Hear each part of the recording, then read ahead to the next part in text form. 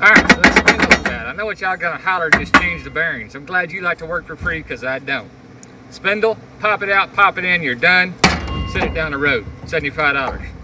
I charge more in labor than that to change out the bearings. What's up, guys? More Medic One. Hey, let's talk about this just for a second.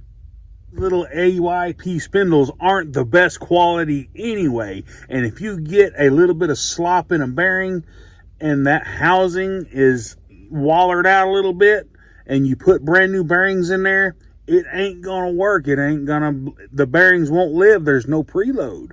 Absolutely right. You can just throw a new spindle on there for less money than trying to rebuild the spindle. 99 times out of 100, the customer has tried to put blades on those anyway and don't get the blade clocked up right with the star pattern on the shaft and mushrooms the shaft to oblivion. I love getting tagged in videos like this, and you know, it's just stuff I see every single day, information that I can attest to and I can bring to my viewers and let them know, you know, hey, this guy's not blowing smoke up my skirt.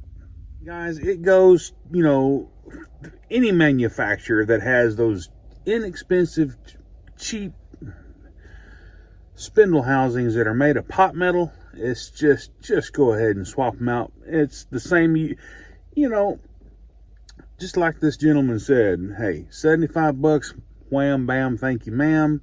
It's going to cost you that much in labor just to swap the bearings plus the cost of those bearings. But anyway, guys, hey, if this content helped you out, and I know it did, give me a thumbs up and smash that subscribe button. And while you're doing that, go ahead and click that bell to get all my new videos. Y'all have a good day. More Medic One.